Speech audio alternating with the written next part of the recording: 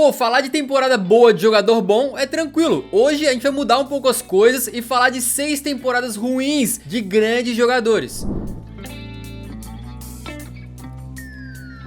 A gente começa com o Eden Hazard, e você pensa em Hazard, você pensa, pô, mas o que esse cara mais tem é temporada ruim, né? Mas calma que a gente não tá falando desse Hazard de hoje em dia, esquentador de banco do Real Madrid não, tá? Não é esse Hazard pós-apocalíptico aí não, estamos falando daquele do Chelsea, que era brabo, fazia misérias com as defesas ali na Premier League, e era tranquilamente um dos melhores jogadores do planeta no seu auge. Pra vocês terem uma ideia, a temporada 2014-15 dele pelo Chelsea foi absurda, né? Ele foi eleito o melhor jogador daquela Premier League e foi campeão, e como o cara ainda era jovem, tinha só 24 anos, tinha aquela expectativa de, pô, o cara pode melhorar ainda mais, de repente na próxima temporada ele repete esse desempenho e ainda brilha na Champions, saca? Mas foi tudo o contrário. A temporada 2015-16 do Chelsea acabou ficando marcada pelo um péssimo desempenho de toda a equipe e principalmente do seu grande craque, o Eden Hazard, que passou a jogar como se fosse um fantasma em campo. O que é curioso, porque isso veio logo depois que o próprio José Mourinho, no final da temporada 2014-15, tinha elogiado tanto o Hazard que chegou a falar que ele tinha feito uma temporada melhor que a do Cristiano Ronaldo.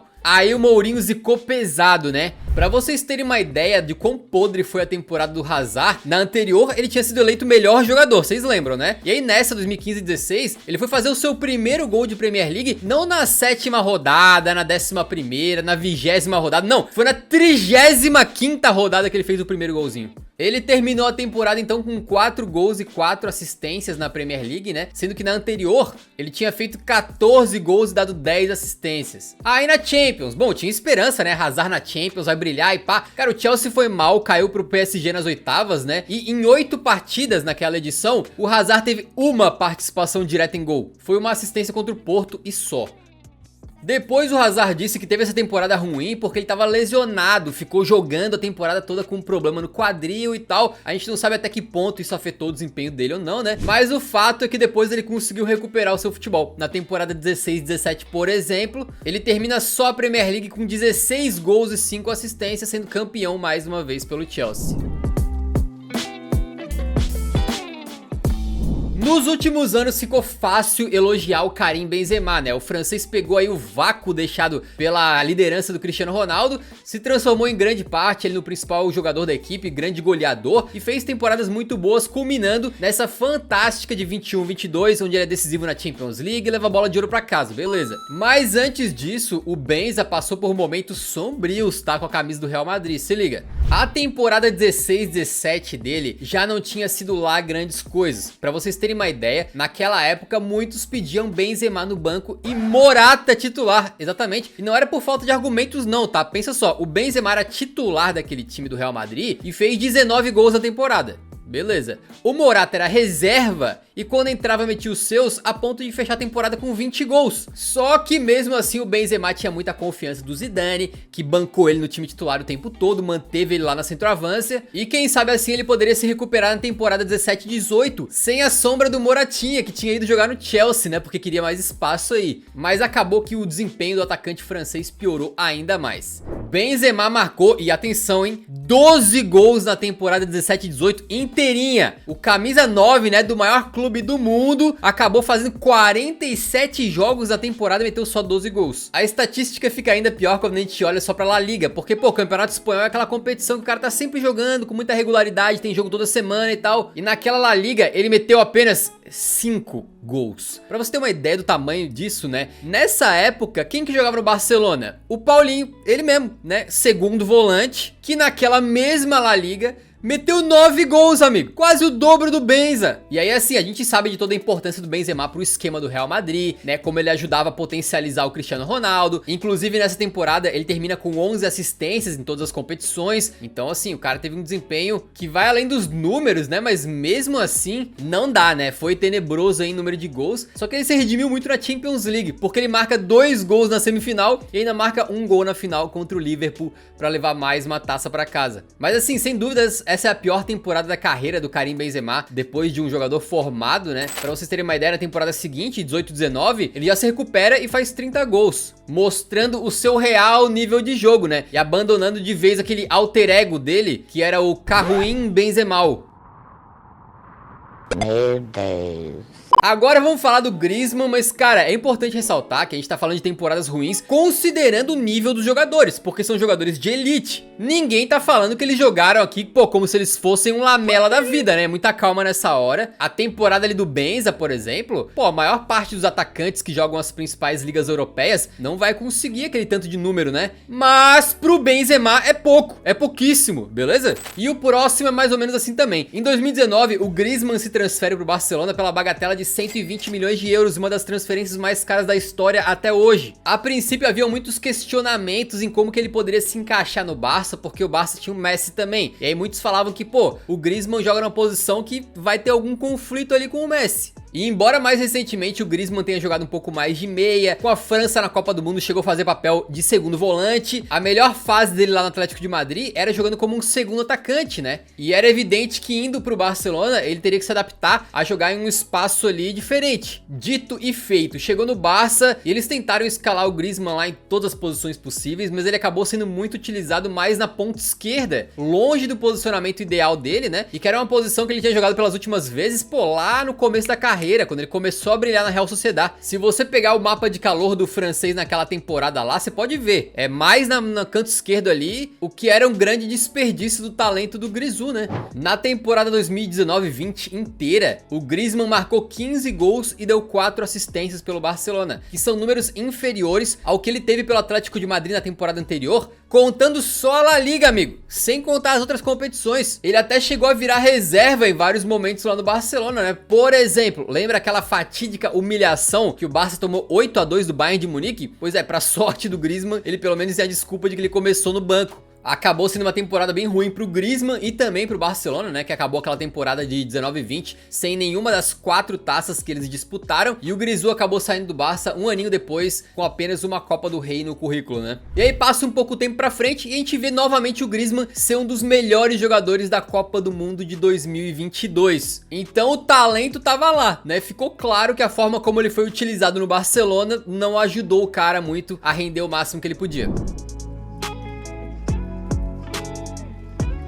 Em 2021, o craque Harry Kane resolveu que era hora de ir embora. O cara tava cansado de fazer tudo que ele podia pelo Tottenham, mas não conseguia vencer nada e falou: vou vazar. Na época, os relatos davam conta de que ele não queria ir embora da Premier League por causa dos recordes de gols que ele tá atrás e tal. E aí o principal favorito que apareceu pra contratá-lo foi o Manchester City. Só que o Totão da Massa fez jogo duro, não aceitou as propostas do Citão lá, né? Inclusive depois o Guardiola falou sobre isso, que eles tentaram muito contratar o Kane e não rolou. E o cara ficou mais uma temporada no Tottenham e a frustração dele era evidente. O cara tava triste, né? Só que o Tottenham não é um elenco assim, pô, estreladaço que tu pode se dar ao luxo de botar o Harry Kane no banco ou algo do tipo. Então ele continuou jogando na temporada 21-22, sendo titular absoluto da equipe ali, né? Sem problema nenhum em relação a isso. Só que o baque dele por não ter saído realmente afetou o Kane. E ele começou a mostrar dentro de campo um desempenho muito ruim. E pra exemplificar isso, é só dizer que o Kane é um jogador muito regular, tá? Desde a temporada 2014-15,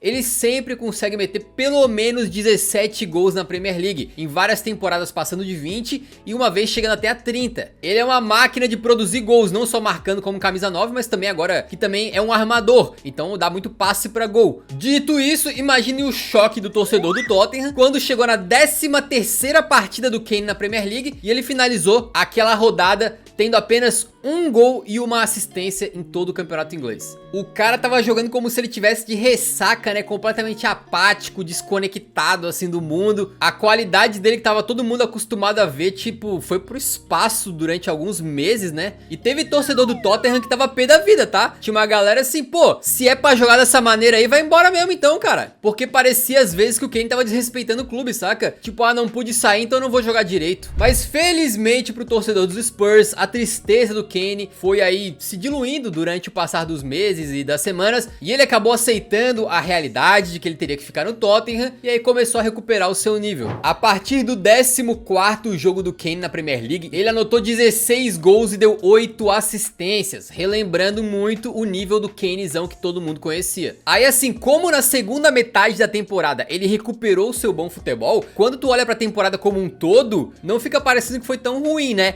Mas aqueles 6 primeiros meses, meu amigo, parecia um morto-vivo em campo, sem brincadeira.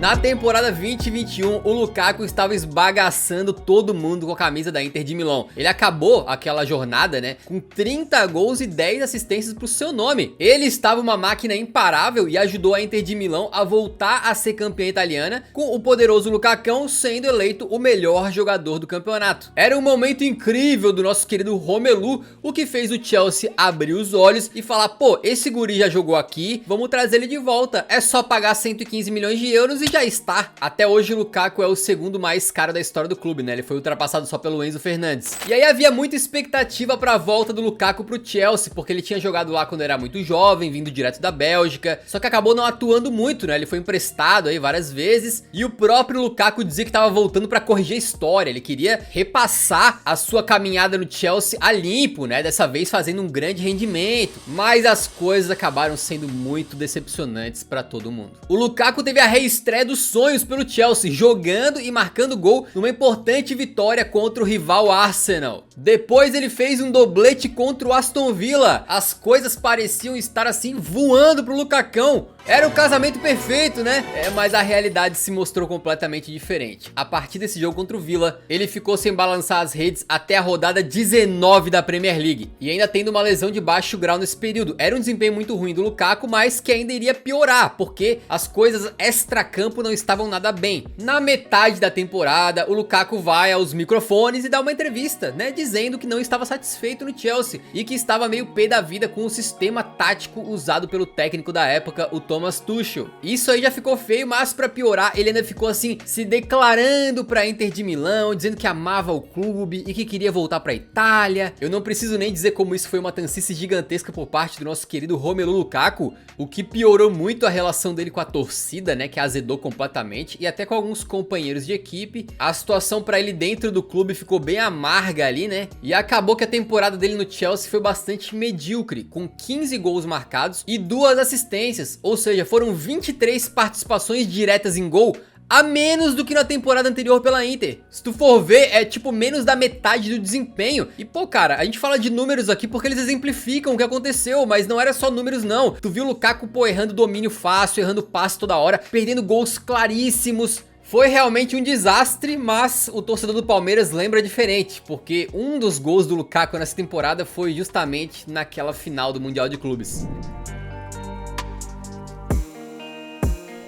Pô, a gente falou de vários grandes jogadores nesse vídeo, né? Mas por que não falar de um dos maiores de todos os tempos, um rapaz chamado Lionel Messi? Cara, nem o ET escapa do tribunal do Eurofut, hein? Ele chegou no PSG com muita badalação, né? O primeiro clube em que ele atuaria depois do Barcelona. Inclusive no PSG ele ganha uma bola de ouro, claro, não pelo desempenho em Paris, mas sim pelo que ele tinha feito na temporada anterior por Argentina e Barcelona. E a esperança de que o Messi poderia desmilinguir todo mundo lá na Ligue 1 era muito grande, porque o Messi é o Messi, vinha bem. Ia jogar numa competição que pra ele, em teoria, seria um passeio no parque, né? Mas as coisas não foram bem assim. Pra resumir isso da melhor forma, basta dizer que o Messi marcou 6 gols na Ligue 1 daquela temporada. Ele até teve um ótimo número de assistências, mas cara, pro Messi fazer 6 gols numa liga, ainda considerando que é a Ligue 1, simplesmente não dá. A última vez que o Messi tinha sido tão pouco produtivo em termos de gols numa liga foi na temporada 2005-2006, quando ele meteu 6 gols no Campeonato Espanhol, só que cara, naquela época ele era um adolescente tentando ganhar espaço no time do Barcelona, ele ainda era reserva muitas vezes, né? Agora no PSG não, o bicho tinha acabado de ganhar uma bola de ouro, totalmente consagrado, e ele vinha de uma temporada anterior no Barça em que ele tinha feito 30 gols na La Liga, 30! E olha que aquele time do Barcelona lá, convenhamos, não era nem lá todas essas coisas, né?